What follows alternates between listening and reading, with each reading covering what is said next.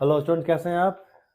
जय हिंद। आपको उम्मीद है आप बेहतर होंगे, हेल्दी होंगे और आपकी पढ़ाई लिखाई ठीक से चल रही है। स्टूडेंट्स, मैं हूं सच्चिदानंद पांडे और वेलकम है मेरा YouTube channel self study helper आपका।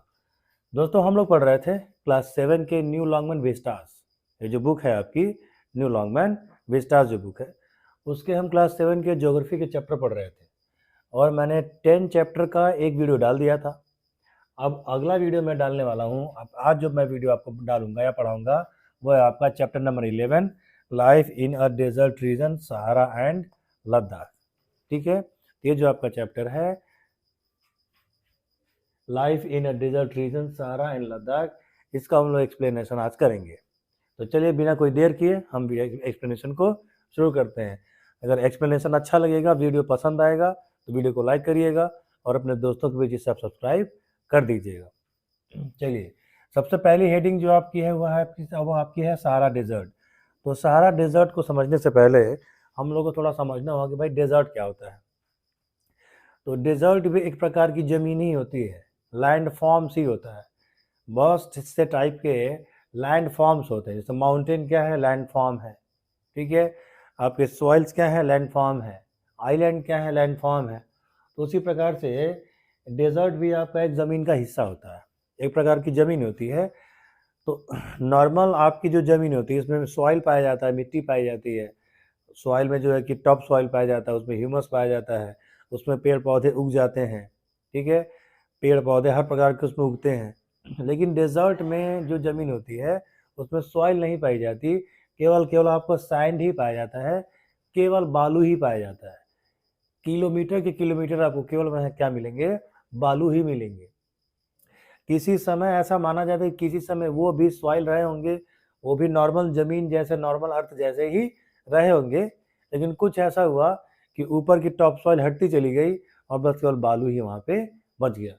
तो जो बालुई ज़मीन होती है जिसे हम रेगिस्तान कहते हैं, उसकी खासियत क्या होती है कि वहाँ पेड़ पौधे बहुत ही कम होते हैं।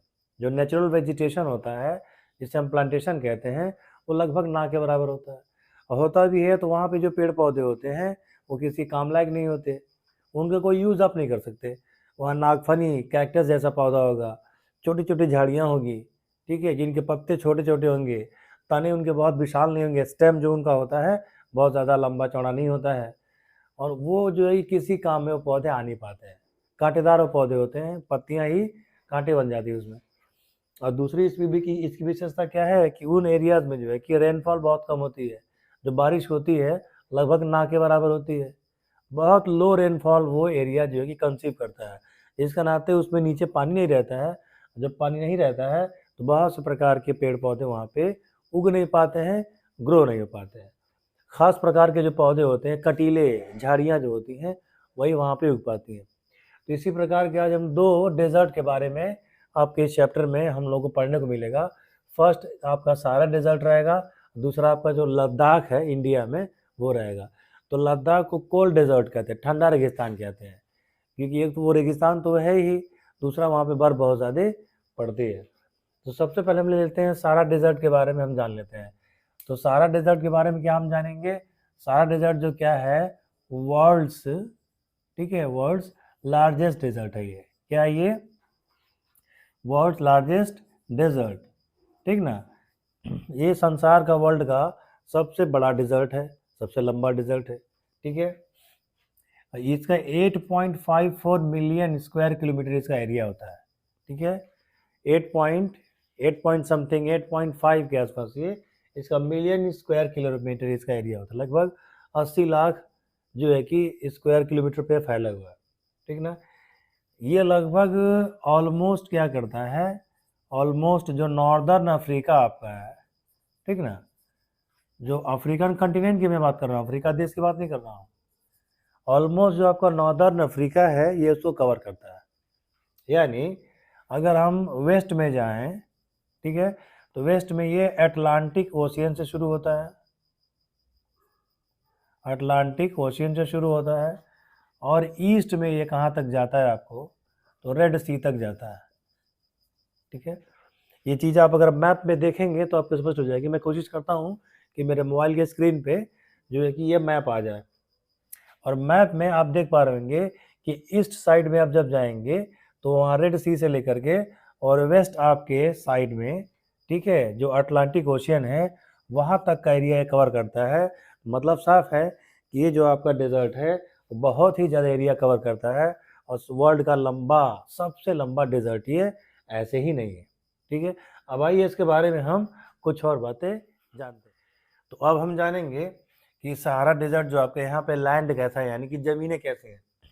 तो जैसा कि आप जानते हैं कि क्या आपका ये आपका रेगिस्तान डेजर्ट है, तो यहाँ पे ज़मीनें लगभग बालुई मिलती हैं, तो कंकड़ पत्थर मिलते हैं, सैंडी सॉइल आपकी मिलती है, ठीक है, रेतीला आपकी मिट्टी मिलती है और बहुत बालू ही बालू मतलब मिलता है। उसके बाद से जो इसके लैंडफॉर्म्स होते हैं, आपकी जो ज़मीनें हैं इसकी, वो यूनिफॉर्म नहीं है, यूनिफॉर्म रिलीफ नहीं है, ये ऊबड़ खाबड़ भी हैं और ऊंची नीची भी है। और साथ ही साथ इसमें जो है कि क्या होता है, आपके दो माउंटेन रेंज पाए जाते हैं, एक तेबेस्टी रेंज पाया जाता है, दूसरा आहागार रेंज पाया जाता है, यानी कि माउंटेन रेंज भी इसमें पाए जाते हैं। और इसमें आपके प्लेट्यू भी पाए जाते हैं, ठीक है, प्लेट्यू जिसे हम पठार कहते हैं, प्लेट्यू भी पाया जाता है। उसके बाद से इसमें दो नदियाँ आपकी फ्लो करती हैं, दो रिवर आपकी फ्लो करती हैं, एक आपकी नाइल रिवर है, दूसरी आपकी क्या है, नाइजर रिवर है। तो नाइल और नाइजर दो रिवर आपके यहाँ से फ्लो करती हैं और साथ ही साथ इसमें एक लेक भी पाई जाती है जिसका नाम है चाड। तो चाड नाम की एक लेक पाई जाती है, नाइल और नाइजर नाम की दो रिवर यहाँ पे हैं, तेबेस्टी रेंज और आहागार रेंज नाम के दो माउंटेन रेंज यहाँ पे पाए जाते हैं और बहुत सारे प्लेट्यू भी यहाँ पे पाए जाते हैं। और इनकी जो ज़मीन है सारा डेजर्ट की, वो ऊबड़ खाबड़ है, मतलब यूनिफॉर्म नहीं है, एक तार ज़मीन यहाँ पे नहीं है। अब आइए आगे कुछ यहाँ पे हम और बातें, अब हम बात करते हैं यहाँ सहारा रीजन के क्लाइमेट की। यहाँ का जो क्लाइमेट आपका होता है वो हॉट एंड ह्यूमिड होता है। कैसा क्लाइमेट आपका होता है यहाँ पे, hot and humid, hot and humid climate होता है। और अगर बात करें हम इसके समर सीज़न की, तो समर सीज़न में जो टेम्परेचर आपका होता है लगभग 58 डिग्री सेंटीग्रेड तक पहुँच जाता है, जो कि बहुत ज़्यादा टेम्परेचर है।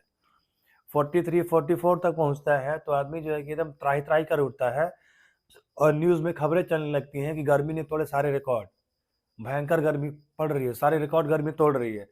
तो 44-45 तक पहुंच जाए तो हमारे यहाँ जो प्लांट्स होते हैं वो सूखने लगते हैं, गमले सूखने लगते हैं, पेड़ पौधे सूखने लगते हैं, उनकी पत्तियां मुरझाने लगती हैं, ठीक है। और हम लोग को काफ़ी समस्याओं का सामना करना पड़ता है, लोग कूलर के पीछे भागते हैं, लोग एसी चलाने लगते हैं, ठीक है। लेकिन आप सोचिए कि यहाँ पे जो है कि एक आपका 50, और जो वो प्लेस कौन सा है, तो अल अजीजिया, ठीक है, ये लीबिया में है, ठीक ना। लीबिया में, लीबिया नाम का जो देश है वहाँ पे एक प्लेस है, स्थान है अल अजीजिया। तो समर के सीजन में वो भी सारा डेजर्ट में ही आपका पड़ता है, तो 58 डिग्री सेंटीग्रेड इसका टॉप टेम्परेचर होता है और लगभग एवरेज टेम्परेचर यहाँ पे 54 से और 55 डिग्री के आसपास ये रहता है, ठीक है। 54 से लेके 55 डिग्री या 50 डिग्री आपका एवरेज टेम्परेचर रहता है इस एरिया में। और अगर विंटर सीज़न की हम बात करें तो विंटर सीज़न में यहाँ टेम्परेचर कम होता है और ठंड बहुत ज़्यादा होती है। और इसके साथ ही साथ एक चीज़ और है कि यहाँ पे क्या होता है कि स्काई आपका क्लियर रहता है, आसमान क्लियर रहता है और क्लाउडी वेदर यहाँ नहीं रहता है। तो क्लाउडी वेदर नहीं रहता है और आसमान क्लियर रहता है, इसका मतलब ये क्लियर है कि यहाँ पे बहुत ही कम वर्षा होती है, रेन जो होती है बहुत कम होती भी है तो स्कैंटी होती है, इक्का दुक्का दो चार बौछार पड़ गई तो पड़ गई, वरना ये पूरा का पूरा जो एरिया आपका है वो ऐसे ही खाली रहता है, अब बारिश होती ही नहीं है। अब आइए देखते हैं कि आगे आपकी बुक में और बातें इसने क्या बताई। अब हम बात कर लेते हैं यहाँ पे कि सारा डेजर्ट में आपका जो नेचुरल वेजिटेशन होता है, यानी कि यहाँ पे जो पेड़ पौधे पाए जाते हैं या जो जीव जंतु पाए जाते हैं, यानी एनिमल जो पाए जाते हैं, और आपके नेचुरल वेजिटेशन कैसे पाए जाते हैं इसको हम देखते हैं। तो चूंकि आप जानते हैं कि आपका डेजर्ट एरिया है, ये डेजर्ट एरिया होने के नाते यहाँ बारिश बहुत कम होती है, जो रेनफॉल होती है बहुत ही मिनिमम होती है।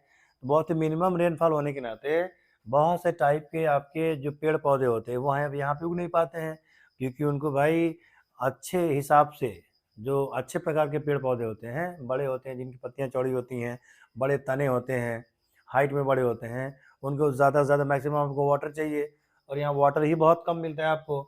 तो यहाँ पे जो पेड़ पौधे पाए जाते हैं बहुत हाइट वाले नहीं पाए जाते, बहुत बड़े नहीं पाए जाते हैं, छोटे छोटे पेड़ आपको पाए जाएंगे, थॉर्नी बुशेस पाई जाती हैं, ठीक है, कांटेदार झाड़ियाँ पाई जाती हैं जिनकी हाइट बहुत ज़्यादा नहीं होती है। उसके बाद से यहाँ क्या पाए जाते हैं, आपके श्रब्स पाए जाते हैं, छोटे छोटे झाड़ियाँ जिनमें बहुत ज़्यादा पत्ते नहीं होते हैं, और कैक्टस आपका पाया जाता है, नागफनी का पौधा पाया जाता है, और कहीं कहीं आपका डेट पाम्स यानी कि खजूर के पेड़ भी यहाँ पे पाए जाते हैं। इसके बाद से बहुत ज़्यादा यहाँ पे प्रकार के पेड़ पौधे पाए जाते नहीं है। अगर एनिमल्स की बात कर लें, वाइल्ड लाइफ की बात कर लें, 21 प्रकार के एनिमल यहाँ पाए जाते हैं। तो एंटीलोप पाया जाता है, गज़ल्स पाए जाते हैं, हेयर्स खरगोश पाए जाते हैं, आपके डेजर्ट फॉक्स रेगिस्तानी जो लोमड़ी वो पाई जाती है, हाइनास लकड़बग्घे पाए जाते हैं, स्नेक्स पाए जाते हैं, और लेजर्ड्स यानी कि छिपकलियाँ पाई जाती हैं। इसी प्रकार के यहाँ पे जीव जंतु पाए जाते हैं, और जिस प्रकार के मैंने आपको पेड़ पौधे बताए इसी प्रकार के पेड़ पौधे वहाँ पे आपके पाए जाते हैं। अब अगली हेडिंग आपकी क्या है, ह्यूमन एक्टिविटी। यहाँ जो आदमी रहते हैं, जो भी ह्यूमन बींग्स रहते हैं, वो एक्टिविटी किस प्रकार की करते हैं, यानी उनको उनके कमाने खाने का जरिया क्या होता है, उनकी मेन एक्टिविटी क्या होती है। क्या वो पशुपालन करते हैं, क्या वो जानवरों को पालते हैं, क्या वो गाय बकरियां चराते हैं, क्या वो कोई जॉब करते हैं, क्या करते हैं, ये सब जानकारी हमको इस हेडिंग में मिलने वाली है। तो यहाँ पे जो ह्यूमन एक्टिविटी होती है उसके अंतर्गत आपका क्या होता है कि मेन रूप से यहाँ पे लोग जानवरों को पालते हैं, एनिमल हर्डर होते हैं वो, ठीक है, वो जानवरों को पालते हैं। जानवरों से उनको क्या होता है कि थोड़ा ऊन वगैरह मिल जाता है, मांस मिल जाता है, दूध मिल जाता है, और पशुओं के लिए वो चारे की भी उनको व्यवस्था करनी पड़ती है। तो प्रमुख रूप से जो यहाँ के जो गाँव का जो एरिया है, ठीक है, जो सिटीज़ की बात मैं नहीं कर रहा, जो रेगिस्तान में जो गाँव है वहाँ एनिमल हर्डर ज़्यादा रहते हैं और जानवरों को पालते हैं। वो जानवरों को पालने के साथ साथ वो जो वहाँ के जो लोग होते हैं वो चारागाह टाइप के लोग होते हैं, चारवाही टाइप के लोग होते हैं, एनिमल हर्डर होते हैं। तो यहाँ पे टॉरेक्स और बेदुइन्स, ये जो है कि दो वहाँ पे क्या है प्रमुख जातियाँ होती हैं, ठीक है, चरवाहे जातियाँ हैं ये, या वो समझ लो कि जो आपके बंजारे टाइप के लोग होते हैं, तो टॉरेक्स और बेदुइन्स ये दो आपके होते हैं। अच्छा, यहाँ बाकी जो ज़मीनें आपकी तो वो लगभग रेगिस्तान है, वो बालुई ज़मीनें, वहाँ कुछ होता तो है नहीं। लेकिन जहाँ जहाँ से नाइल रिवर जाती है, जहाँ जहाँ से नील नदी रहती है, और जो नाइजर आपकी नदी है, जहाँ जहाँ जिस इलाकों से होकर के गुजरती है, उन इलाकों में थोड़ी बहुत खेती हो जाती है। तो जो खेती होती है, अगर हम क्रॉप्स की बात करें, फसलों की बात करें, तो व्हीट होता है वहाँ पे, गेहूँ होता है, बार्ली जौ होता है, मेज़ मक्के की खेती होती है, जो मकई हम लोग बोलते हैं अपने एरिया में, मिलेट यानी कि जो मोटे अनाज होते हैं वो। तो प्रमुख रूप से अगर क्रॉप्स की बात करें तो क्रॉप्स आपके व्हीट होते हैं, बार्ली होते हैं, मेज़ होते हैं, और मिलेट होते हैं। व्हीट मतलब गेहूँ, बार्ली मतलब जौ, मेज़ मतलब मक्का, और मिलेट मतलब जो मोटे अनाज होते हैं वो होते हैं। और वो पूरे सहारा डेजर्ट में हर जगह नहीं होते हैं वो। जिस एरिया से नाइल रिवर या नील नदी गुजरती है, नाइजर नदी गुजरती है, उन्हीं एरियाज़ में ये आपकी खेती संभव हो पाती है। बाकी एरियाज़ में खेती संभव नहीं हो पाती क्योंकि वो पानी बहुत ज़्यादा होता नहीं है, सिंचाई के लिए पानी बहुत कम होता है। अगर उसके बाद से फ्रूट्स की अगर हम बात करें, ठीक है, तो फ्रूट्स में आपका फिक्स यानी कि जो अंजीर होता है, और एप्रिकॉट, ठीक है, फिक्स और एप्रिकॉट यहाँ पे फल जो है कि बहुत बहुतायत संख्या में उगाया जाता है। और नाइल रिवर की जो वैली है उसमें कॉटन भी आपका शानदार रूप से उगाया जाता है, और कॉटन यहाँ की प्रमुख फसल आपकी मानी जाती है। तो कॉटन तो आपको मान लीजिए आपके जैसे बिजनेस क्रॉप्स हो गए, व्यापारिक फसल हो गई, कॉटन बेच के आपको बहुत ज़्यादा पैसा भी मिल सकता है। बाकी खाने पीने की जो चीज़ें उगानी है, जो आपकी खाने पीने की जो फसलें होती हैं, इसमें व्हीट, बार्ली, मेज़ और मिलेट प्रमुख रूप से पाया जाता है। यहाँ शहर में जो लोग रहते हैं, रेगिस्तान के किनारे जो शहर बसे हैं, वहाँ लोग काम धंधा भी करते हैं।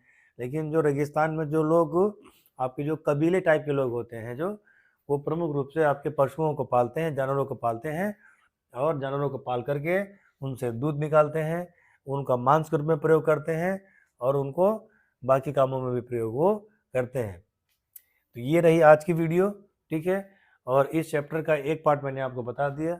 बहुत जल्दी मैं इसका दूसरा पार्ट लेकर के आऊँगा और उसको भी मैं जितनी हेडिंग्स इसमें बची हैं, जो भी चीज़ें इसमें बची हैं, मैं उनको आपका पूरा का पूरा डिटेल में आपको बता दूँगा। वीडियो कैसे लगी ज़रूर कमेंट करिएगा, कहाँ से देख रहे हैं आप मुझे ये भी बताइएगा, और अगर वीडियो अच्छा लगेगा तो सब्सक्राइब चैनल को करके जाइएगा, पहली बार आया चैनल पे तो सब्सक्राइब करके जाइएगा, वरना आप इस वीडियो को शेयर कर सकते हैं अपने दोस्तों के बीच, वो सब आपके ऊपर है। मिलते हैं आपसे इसके नेक्स्ट पार्ट में, तब तक के लिए जय हिंद, जय भारत।